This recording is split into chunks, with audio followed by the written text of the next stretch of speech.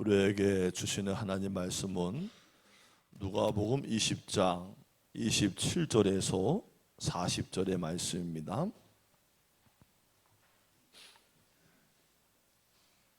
누가복음 20장 27절에서 40절, 신약 성경 131페이지입니다.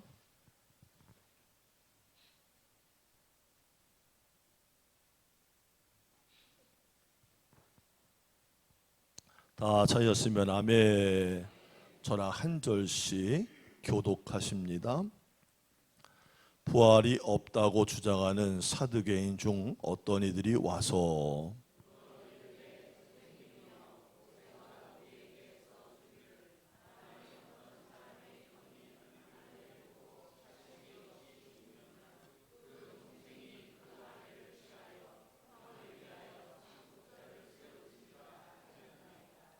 그런데 7형제가 있었는데 마지가 아내를 취하였다가 자식이 없이 죽고 7이 다 그와 같이 자식이 없이 죽고 7이 다 그를 아내로 취하였으니 부활 때에 그 중에 누구의 아내가 되리까?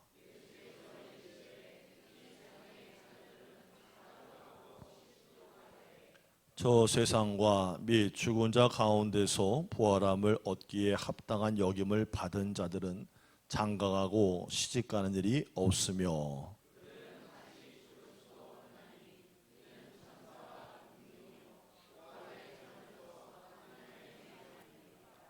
죽은 자가 살아난다는 것은 모세도 가시나무 떨기에 관한 글에서 주를 아브라함의 하나님이요 이삭의 하나님이요 야곱의 하나님이시라 칭하였나니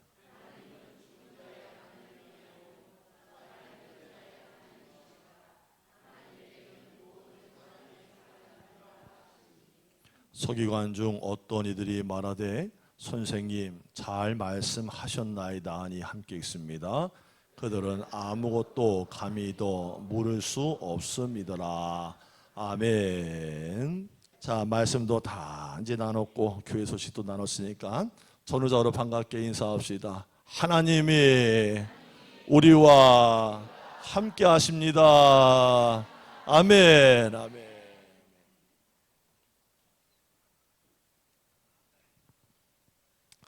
인천 국제공항이죠. 국제선을 이용한 숫자가 1분기에만 1714만 명, 1714만 명이 1분기 때 이용을 했대요. 와, 이 수치는 작년 대비해서 50%가 늘어난 거래요. 그러니까 이전보다 확실히 여가에 대한 활용이 다양해졌고 참 질적으로 좋아졌으며 이런저런 이유로 사람들이 비행기를 탈 기회가 참 많아지고 있어요. 그 티켓팅을 해놓고 당일날 날씨가 참 쨍하면요 얼마나 기분이 좋은지 모릅니다. 공항 가는 맛이 있어요. 그렇죠?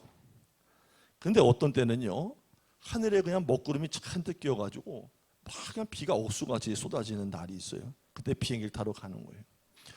과연 비행기가 뜰 수 있을까 막 천둥치고 그런데도 비행기가 여지없이 활주로를 이륙을 합니다. 근데 그런데 말이죠 잠시 지나니까 이게 웬일이에요? 비행기가 먹구름을 뚫고 하늘로 막 올라가 보니까 파란 하늘이 보이는 거예요. 해가 찬란하게 비추고 있어요. 그리고 비행기 아래로는 솜털 같은 구름이 쫙 깔려 있는 거예요. 그 순간 드는 생각이 야, 걱정 안 해도 될 것을 괜히 걱정했구나. 비 온다고 피식 웃어요. 왜 우리가 이 땅에 살고 있을 때 눈만 뜨면 걱정을 하는 거죠? 왜냐하면 구름 위의 세상을 우리가 알 수도 없고 볼 수도 없기 때문이에요. 만약에 우리가 구름 위의 세상을 볼 수만 있다면 이렇게 파란 하늘이 있고 찬란한 태양이 비치고 있다는 것을 미리 알 수만 있다면 우리는 걱정을 덜 했고 안 할 수도 있었을 거예요. 여러분 영적인 세계도 이와 마찬가지입니다. 우리가 살아가면서 이 땅에서 일어나는 일들만 보고 있기 때문에 이 땅에서 일어나는 일만 알 뿐이라는 거예요. 영적인 세계에서 일어나는 일에 대해서 우리는 아는 게 거의 없습니다. 왜냐하면 보이는 게 없으니까 그렇습니다. 보이는 게 없으니까 알 수 없고 아는 게 없으니까 기껏해야 땅의 일만 생각하는 거예요. 그것 때문에 이 땅에 사는 동안에 계속 염려하고 걱정하고 근심하고 계속 불안해하는 거예요. 만약에 우리가 하늘과 땅을 주관하시는 하나님께서, 이 고백이 중요하죠. 같이 한번 해봅시다. 하늘과 땅을 주관하시는 하나님, 이 하나님께서 지금도 보이지 않는 세계에서 나를 위해 우리를 위해서 어떠한 일을 하고 계시다는 것을 알기만 하면 내가 살아가면서 이렇게까지 걱정하고 염려하고 근심하고 불안해하진 않아도 될 텐데 싶을 때가 있다는 거예요. 근데 우리가 하늘에서 이러한 일을 전혀 또 모르는 것은 아니에요. 구약 성경을 읽어보면 보이지 않는 영적인 세계에서 하나님이 어떤 생각을 갖고 계시고 어떻게 일하시는지를 하나님 백성에게 전달해 주던 사람들이 있었어요. 우리가 이런 사람들이 가리켜서 뭐라고 부르지요? 또는 시작. 여기는 왜 안 해? 예언자, 선지자라고 부르는 거예요. 이스라엘 백성들에 대한 이야기 학개서를 보면요, 이런 이야기가 나와요. 이스라엘 백성들이 바벨론 포로가 되어서 끌려간 후에 하나님 은혜로 예루살렘으로 돌아와요. 예루살렘으로 돌아온 이스라엘 백성들의 최대 관심사가 뭐였냐면 예루살렘 성전 파괴된 거 건축하는 거였어요. 근데 이게 결코 쉬운 일이 아니었어요. 왜냐? 성전 건축 반대하는 사람들이 있었기 때문에. 성전 건축을 반대하는 세력 때문에 결국에 성전 건축은 중단이 됐어요. 당시의 지도자였던 스룹바벨, 대제사장 여호수아, 그리고 선지자 학개가 백성들의 마음을 계속 독려하고 부추겼어요. 그래서 어렵게 다시 성전 건축이 시작이 됐어요. 근데 이걸 어쩌면 좋습니까? 시작이 어렵게 시작이 됐는데 어렵게 다시 시작한 성전 건축이 또다시 중단이 되는 거예요. 자, 그러면 성전 건축이 중단된 이유가 무엇일까? 그것은 바로 지금 짓고 있는 이 스룹바벨 성전이 너무 초라하다는 것이에요. 나이가 많은 노인분들 중에는 바벨론 포로 이전에 솔로몬 성전을 봤던 사람들이 있어요. 여러분, 솔로몬 성전에 대해서 말할 것 같으면요, 솔로몬 성전은 말이 필요 없어요. 대단했습니다. 레바논의 백향목으로 기둥을 세워요. 성전의 안팎을 갖다 금으로 싸 발랐습니다.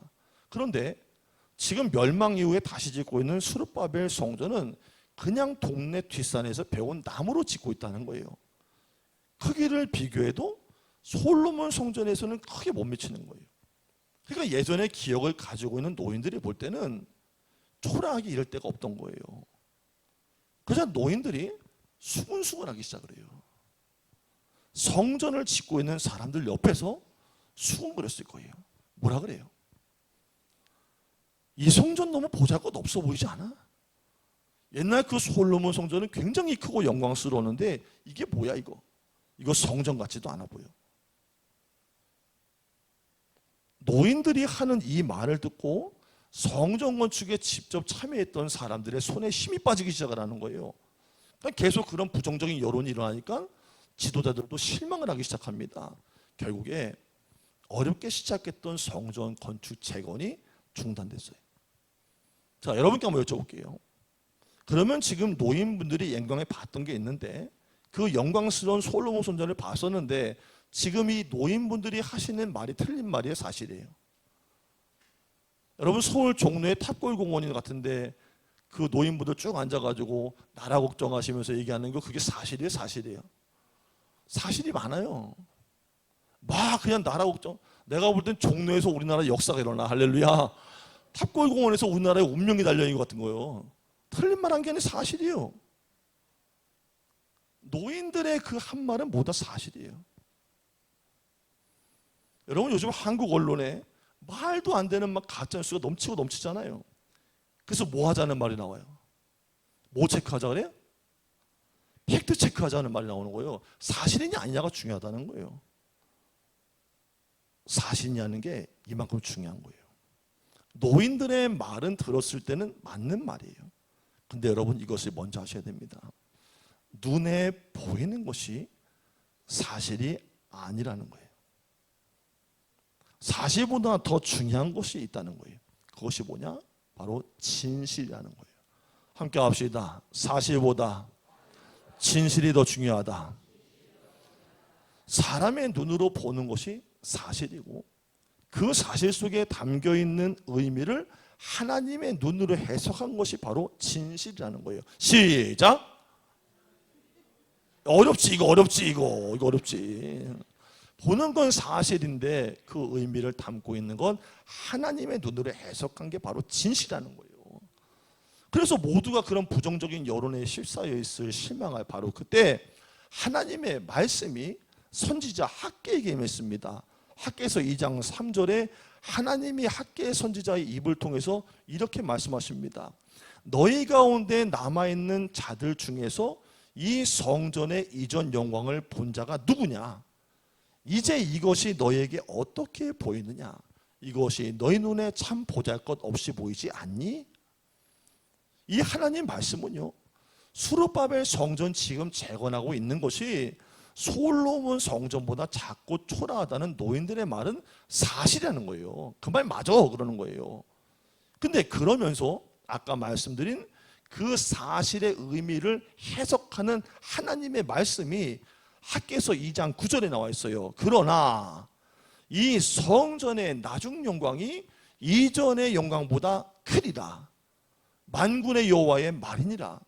내가 이곳에 평강을 주리라.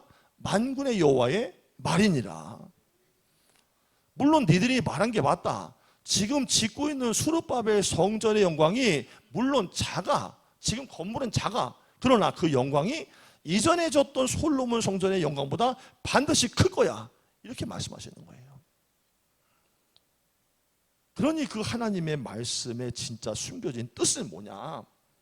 성전은 크냐 작냐가 문제가 아니라는 거예요. 아무리 작은 성전일지라도 크신 하나님의 이름으로 이끌어지면 그 성전 안에 하나님의 영광이 임재해 있다는 말씀이에요. 바로 이것이 수르바벨 성전에 관한 진실입니다. 그런데 사람들이 왜 이것을 몰랐죠? 왜 몰랐을까요? 왜냐하면 사람들은 기껏해야 눈에 보이는 겉으로 보이는 성전의 건물 크기만 봤기 때문이에요.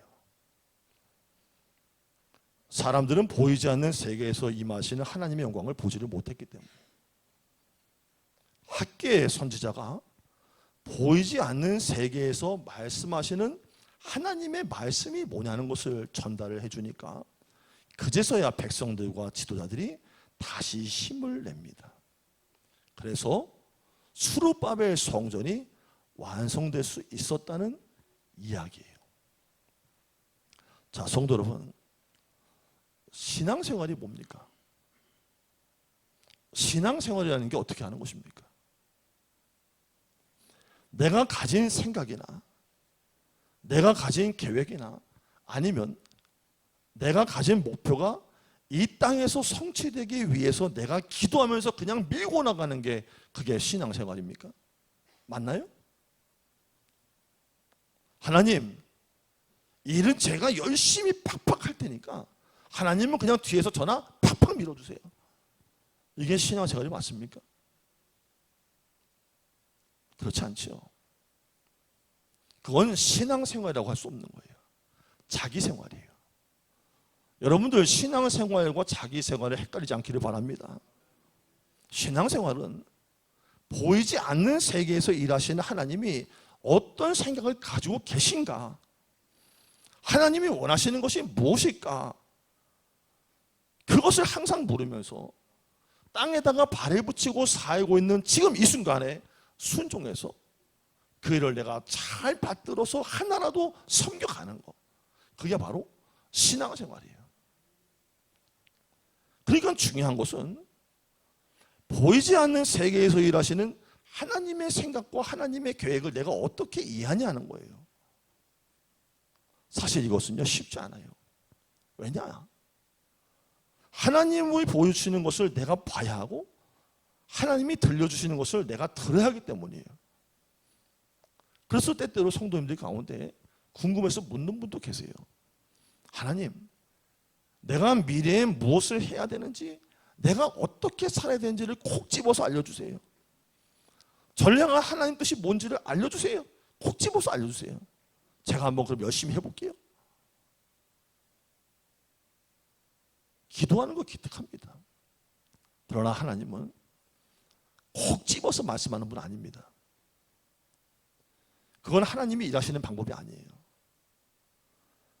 그래도 하나님이 그렇게 안 한다고 할지라도 실망하지 말고 계속 기도해야 합니다. 아무것도 들려주지 않고 아무것도 만져지지 않아도, 보여주지 않아도 실망하지 말고 기도하다 보면, 멀리 보고 기도하다 보면 내가 바랬고 원했고 소망했던 그 자리에 하나님이 분명히 데려다 놓으십니다. 하나님이 왜 콕 집어서 알려주시지 않을까요? 내가 그렇게 바라는데. 우리는 불완전하고 조급하기 때문이에요. 또는 내가 이미 다 원하는 것을 정해놓고 하나님 그것만 알려달라고 하기 때문이에요. 근데 하나님은 그렇게 일하는 분이 아니에요. 하나님이 보이지 않는 세계에서 어떤 생각을 가지고 계시는지, 어떤 계획을 가지고 계신지를 우리에게 보여주시는 책이 있습니다. 바로 성경책입니다. 성경을 보면요, 하나님이 지금도 어떻게 일하시는지를 보여주는 모습이 나와요. 큰 그림을 볼 수 있어요. 바로 여러분과 제가 오늘 읽은 누가복음에도 그 큰 그림을 보여주고 있어요. 오늘 본문 한번 들어가 보세요.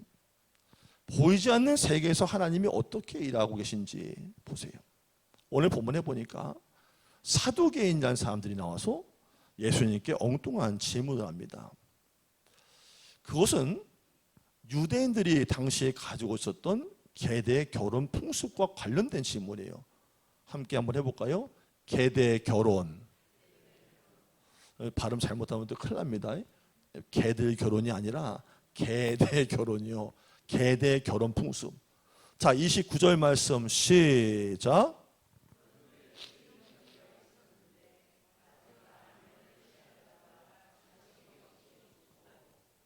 아멘. 자, 몇 명이 있었어요? 7형제가 있었대요. 근데 그 중에 마지가 결혼했는데 자식이 없이 죽었어요. 근데 계대 결혼이 뭐냐면 물리는 거예요, 아래로. 그 둘째가 형수를 취한 거예요. 자, 근데 둘째 어떻게 됐어요? 자식이 없이 또 죽었다는 거예요. 그 다음에 누구예요? 셋째가 또 취했다는 거예요. 옛날에는 그렇게 가문을 잇고 계대에 있는 풍습이 있었다는 거예요. 이렇게 해서 33절에 보니까 형제가 몇 명 있었다고요? 7형제가 왜 죽었는지 이유는 안 밝히는데 다 결혼했다가 한 형수를 취하고 죽었다는 거예요. 그러니까 이들이 다 죽은 후에 그러면 부활 때는 하늘나라 일을 얘기하는 거예요. 부활 때는 그러면 그 형수는 누구의 아내가 되겠습니까? 하는 질문이에요. 자, 34절과 35절 말씀 함께 읽습니다. 시작.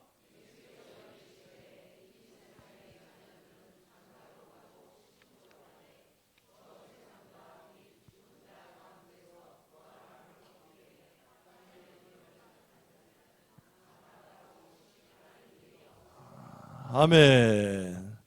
여러분, 예수님이 말씀을 들으면서 사두개인들이 오해하던 이유를 알게 됐어요. 그것은 사두개인들은 이 세상에서 일어난 일이 저 세상에서도 똑같이 일어난다고 생각을 했던 거예요. 근데 예수님은 뭐라 그러세요? 보이지 않는 저 세상에서 일어난 일이 뭐냐는 걸 설명해 주신 거예요. 예수님은 어디서 오신 분이에요? 예수님께서 한 동네 이 땅에 태어나신 분이에요? 함께 합시다. 예수님은 하나님과 본체 동등하시나. 예수님은 원래 태초 이전부터 세상의 모든 질서를 놓기 전부터 하나님과 함께 계시던 아버지의 아들이에요. 그 영이세요. 그러니까 그분은 이 세상의 일 너머의 세계, 저 보이지 않는 세상의 이러한 일을 다 아시는 분, 거기에서 오신 분이니까 당연히 알고 계시고 당연히 설명이 가능했던 거예요. 그 첫 번째, 부활하게 되면 저 세상에는 장가가고 시집간 일이 있다 없다? 없다는 거예요. 여자분들에게 만면에 웃음이 활짝 폈네요. 내가 저 자식을 또 만나겠어요. 할렐루야. 부활 그때는 없다. 자, 두 번째, 부활하게 되면 이 세상에서는 우리의 몸이 호련히 변해서 천사와 같은 존재가 된다는 것. 마지막 세 번째, 이 세상에 사는 동안 영원한 생명을 예수 안에 얻은 자는 저 세상에서 하나님을 경배하며 영원한 존재로 살아간다는 것. 사두개인들의 오해에 대해서 이것을 예수님이 설명해 주셨던 거예요. 여러분, 오늘 본문이 소개하고 있는 사두개인과 예수님의 대화를 보면서 얼핏 보면은요, 부활 이야기하는 것 같아요. 근데 정확히 말하면요, 본문의 핵심은 부활이 아니에요. 본문의 핵심은요, 보이지 않는 하늘과 땅의 모든 세계를 다스리시는 예수님이 권세가 있다고 말하고 있는 거예요. 예수님이 어떻게 보이지 않는 세계에 대해서 모든 것을 알고 계신 겁니까? 그것은 보이지 않는 하나님의 나라와 보이는 이 땅의 모든 것들을 통치하는 온 우주 만물 세상의 통치자이시기 때문이라는 거예요. 자, 그러면 우리가 신앙생활한다는 것은 내심으로 사는 거예요? 그 예수님 따라가는 거예요? 그분을 믿고 사는 거예요? 내 힘을 믿고 사는 거예요? 그분을 믿고 사는 거예요. 그렇기 때문에 온 세상의 통치하신 예수님을 내가 모시고서 신앙생활한다는 것은 그게 바로 이 땅에서의 복이고 특권이라는 거예요. 그러므로 여러분과 제가 기도하다가 답답할 때, 어떤 상황과 현실의 장벽에 부딪혔을 때 절망하지 않고 넘어질 수 않는 이유는 범사의 예수님을 인정하는 거예요. 범사의 예수님의 인도를 간구하는 거예요. 왜? 그분은 이 땅의 일만 관계된 분이 아니기 때문이에요. 하늘에 보이지 않는 세계에서 영원한 일을 주관하시며 이 땅에 있는 인생들을 다스리시고 때마다 도우시는 영이 되시기 때문이에요. 기도할 때 그렇게 기도하세요. 예수님, 나의 통치자이십니다. 예수님, 우리 가정의 인도자이십니다. 예수님, 내 인생의 인도자이십니다. 믿고 가겠습니다. 할렐루야. 기도하겠습니다. 하나님의 살아 역사하심과 하나님을 찾는 자들에게 은혜의 길을 열어주시는 기쁨을 소태의 모든 가족들이 맛보면서 살아갈 수 있도록 인도해 주시옵소서. 우리의 주가 되시는 예수님의 이름으로 기도드립니다. 아멘.